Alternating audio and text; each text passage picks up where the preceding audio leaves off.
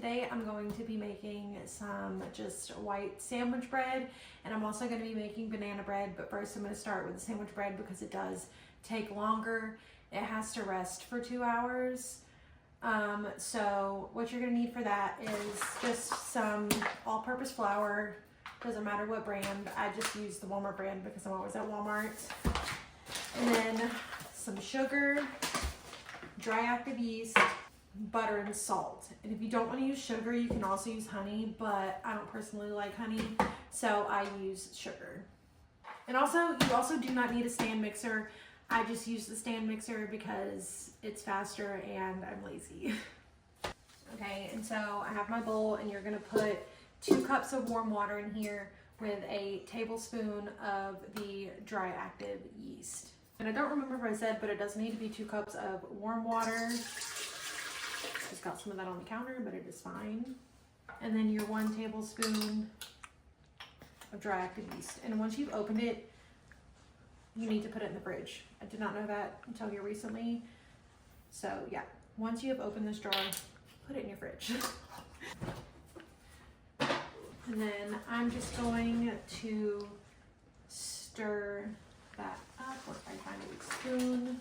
And this is when you do add in the sugar, the 1/4 cup of sugar or honey. You can use either. I just always use sugar because I hardly ever have honey in my house. And then you stir it up, and you're going to let it sit for 10 minutes for it to bloom and get bubbly.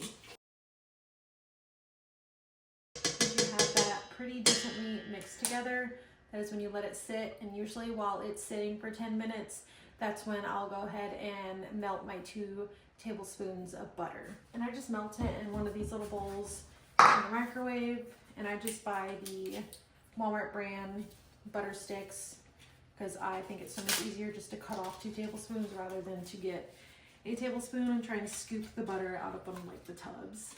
So I always buy stick butter for when I'm baking, just to make it easier. And it does have the measurements on it for you already. And then I just pop that into the bowl and put it in the microwave for probably about 30-ish seconds until it is melted. Okay. It's not all the way melted, so I think I'm gonna do like 10 more seconds.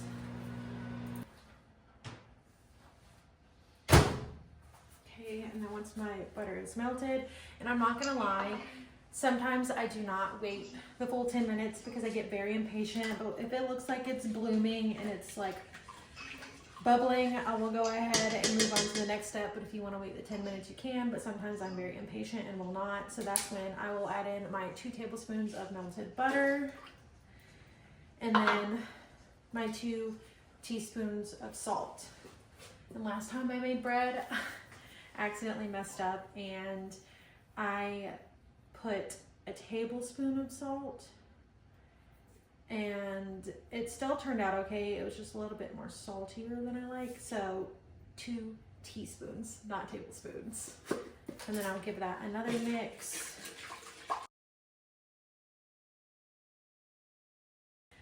And then this is when I will start adding in my flour and using my stand mixer with my dough hook, which you do not need a stand mixer to make bread. You can knead it by hand. I just choose not to. And you will need, sometimes it differs.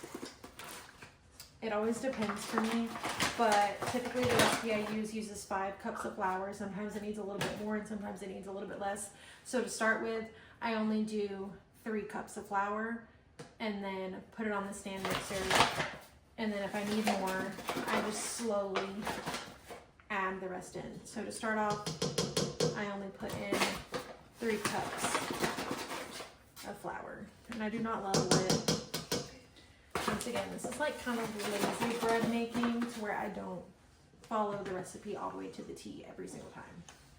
It very much depends on the day. It's probably easier to put your dough on after you put the bowl in there. But I'm going to go ahead and put this on, and then I'll show you what it looks like after 3 cups of flour. And then we're going to see how much more we need to add.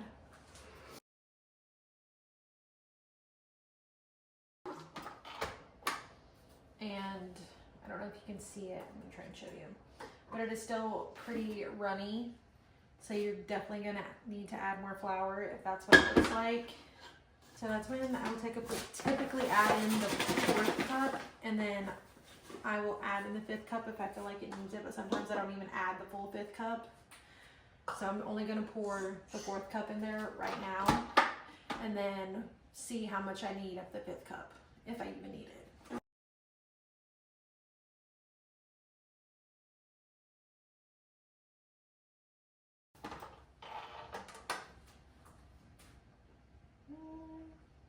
I might only need half of the 5th cup because she's not too sticky today.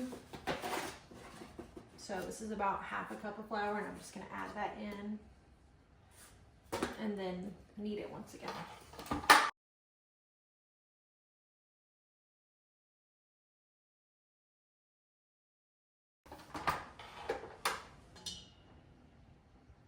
Okay, and that actually looks good. So I didn't even use a full 5 cups this time. It really varies, but today I only used 4.5 cups. And it's coming off the hook pretty easy, and it's not really that sticky, which is what I'm really looking for. So then I'm gonna set this aside really quick, and I'm gonna flour my countertop so that,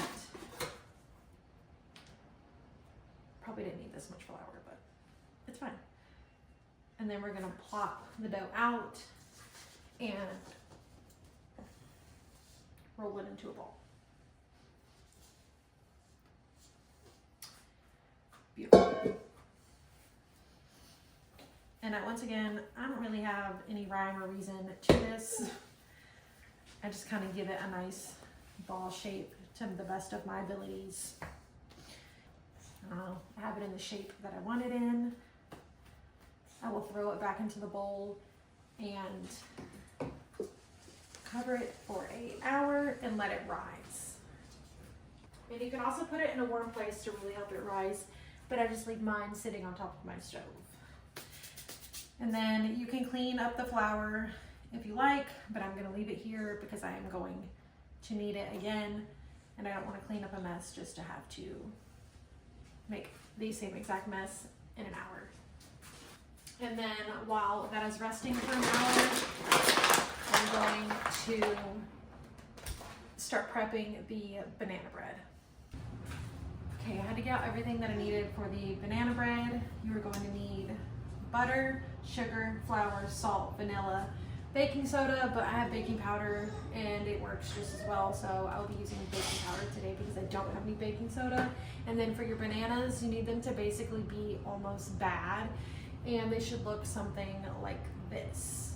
You cannot use ripe bananas, and you can't use them if they're too bad. So these are like perfect right now. And I'm only gonna need 4, so one of them's probably just gonna be thrown away because it does not call for 5 bananas. So to start, you're gonna need your 1/2 cup of butter, which is just a stick of butter. And you're gonna cream it together with the sugar. I'm gonna have to put this in the microwave for a little bit because it's not room temperature, it was in the fridge. But it's easier to cream it together when it's a little bit soft and not so hard and cold. So we're gonna start with 10 seconds and then add 5 more if it needs a little bit more. So I just took it out the microwave, it has softened up, and you're gonna add in 1 cup of sugar. And we're gonna cream this together, and I'm just gonna use a fork to do that.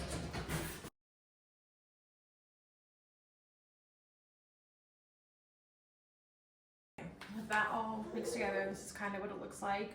We're gonna set that to the side for right now. And then next you're gonna take 2 eggs and crack them into whatever you want, but you are gonna need 2 eggs, and you are going to have to beat them together. We're gonna do that really quick. Once those are beaten, pour them into your big bowl if you didn't just do that in the big bowl in the first place, which I honestly should have. And then you will add in 4 of your overly ripe bananas.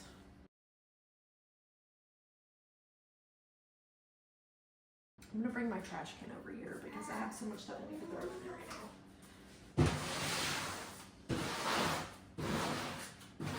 Now that we have my trash can,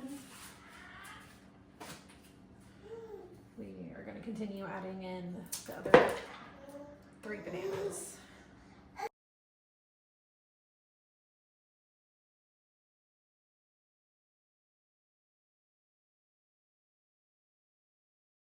And then I'm just going to mash the bananas up into this until they are finely mashed.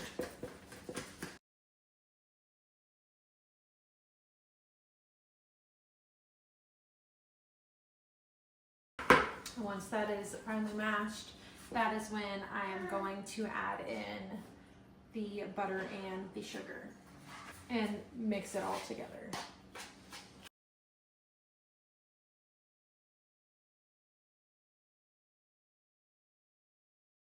Now that I have that all well combined, I'm going to add in 1 1/2 cup of flour, and I'm going to put the trash can because it keeps opening with every move I make. So add in your 1 1/2 cup of flour. And you're going to add in 1 teaspoon of baking powder or baking soda. I just only have baking powder right now, but I haven't really noticed it make a difference. So just throw that in there. And then you're gonna need 1/2 teaspoon of salt. And just throw that in. And then you're also gonna need 1/2 teaspoon of vanilla for this recipe. So I'm gonna go ahead and add that in before I start mixing everything together. My whisk, she's a little bent out of shape, but that's okay. She still does the job. And we're just gonna well combine this all together.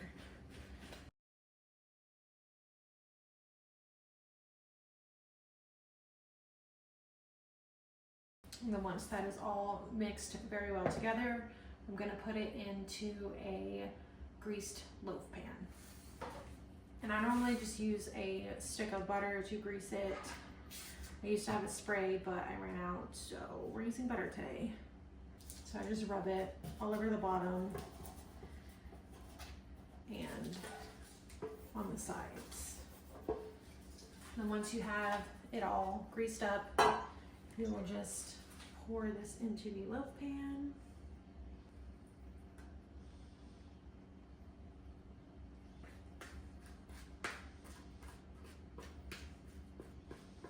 And then I kind of just shake it. Try and get it as low as possible. And then you're gonna set your oven to 350 and bake it for 1 hour. Okay, so the oven is preheated and this is gonna go in there for 1 hour.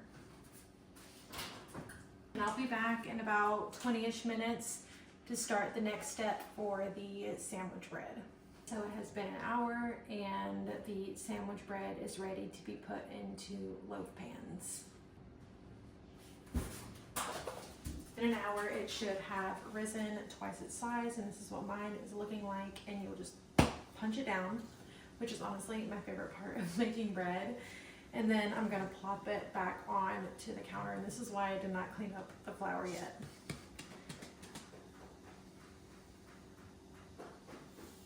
And this recipe, I should have said this before, does make 2 loaves. So I'm going to cut this in half.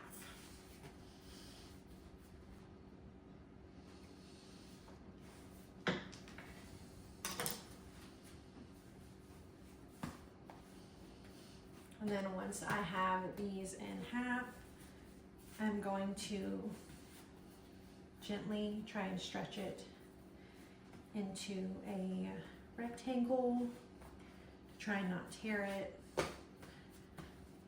And they do not have to be perfect rectangles. And then I will fold in the 2 corners, and then I will just roll it up. And I will do that with both of them.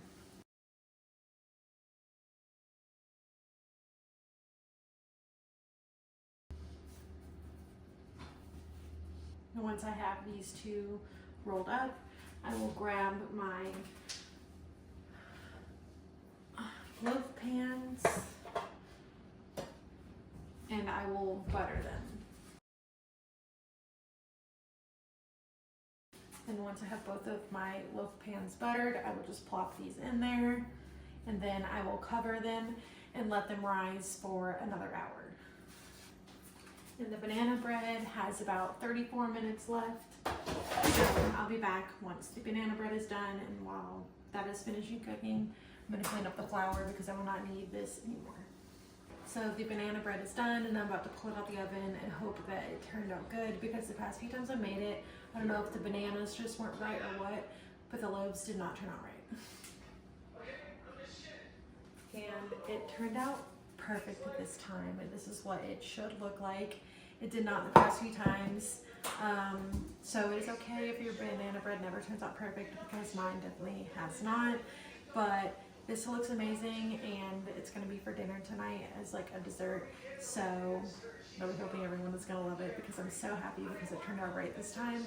And now I have about 30 more minutes until I can pop the bread in the oven. It has been rising for an hour, and it should look something like this, and I'm going to pop it into the oven for 30 to 40 minutes on 350.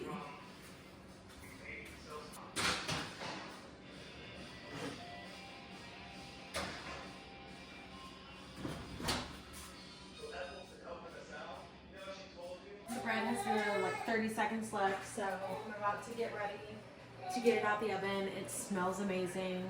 I absolutely love making homemade sandwich bread. It tastes the best to me. They are perfect. They are a nice golden brown on top, so I'm about to pop them out of here and let them sit on here to cool.